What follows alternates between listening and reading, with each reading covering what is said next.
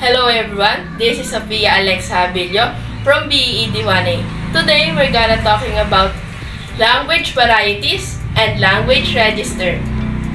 According to George Bernard Shaw, an Irish playwright, critic, and socialist, the English language is a living organism, constantly changing and evolving with times. Which means that language isn't static, it's fluid, adapting, and evolving based on the needs and influences of the speaker. English is not just one language but a family of language with diverse varieties. The varieties are shaped by the people who use them, influenced by where they live and their social background. Varieties of English refers to a diverse form of language globally. This variation encompasses the unique ways English is spoken, written, and understood in different regions, social groups, and contexts. Regional variation, also called regional dialects, showcase the influence of local geography and history. But beyond these geographical differences, English also varies based on social factors. Social variation, or social dialects, refers to the differences of language use that arise from a speaker's social identity. This variation can be influenced by factors like social class, age, gender, ethnicity, and occupation. The varieties of English are not just pronunciation or vocabulary, but also about language use in different contexts. To field of discourse, a speaker uses the varieties according to field and switches to appropriate depending on the occasion. To medium, here the speaker, when uses the written way of communication, has to use a lot of expressions or signs to be understood by the reader.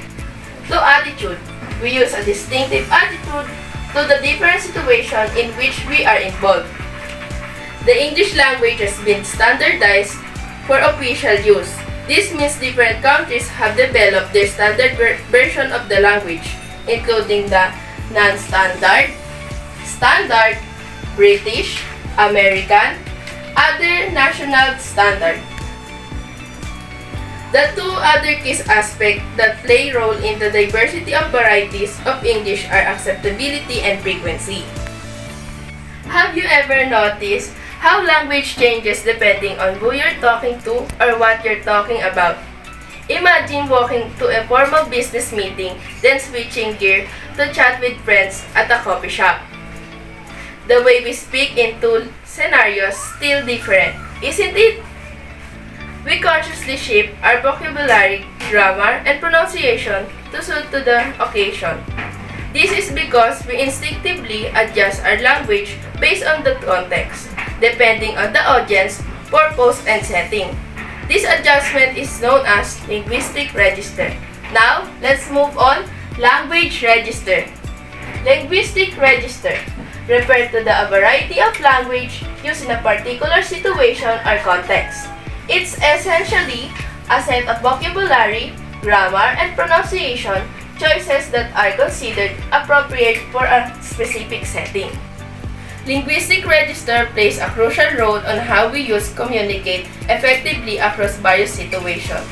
There are certain types of linguistic register: the formal, informal, proscenic, consultative, casual, and intimate. By exploring the different types of linguistic register, we can gain deeper understanding of how language functions and how it affects our social culture identities. What are their characteristics, purpose, and their examples? First, the formal register. Characteristic: uses complex structure, formal vocabulary, and avoid contraction, slang.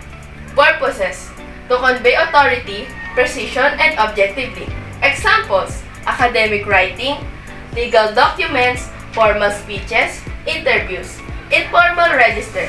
Characteristics: uses simpler sentence structure, colloquial vocabulary, and may include contraction and slang.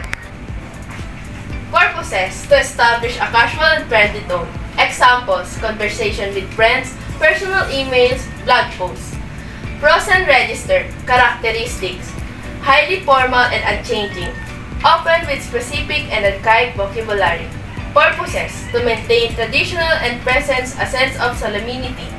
Examples: religious texts, legal oaths, traditional prayers. Next, consultative register. Characteristics: uses more formal language than informal, but less formal than academic writing. Purposes: to establish a professional and respectful tone while facilitating communication. Examples: doctor-patient conversation, student-teacher interaction, business meeting, talking to a lawyer.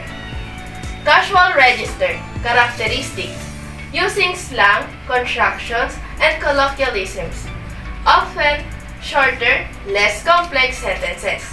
Purposes: to create a relaxed and friendly atmosphere. It helps build rapport and allows the easy communication in formal setting. Examples: talking with friends and peers, birthday party, marriage ceremony. Intimate register. Characteristic: uses highly informal language including slang, jargons, and inside jokes. Purpose: to foster intimacy and shared understanding. Examples: conversation with the close friends and family members, private communication, husband and wife, parents and child. Learning about varieties of language and language register is like embarking on a journey and discovery. Deepening our understanding on how we communicate, it's not just about reaching a final destination, but rather a continuous process. As we encounter new dialects, register, and other contexts, we can keep expanding our knowledge and skills, becoming better communicating across diverse communities. Thank you very much.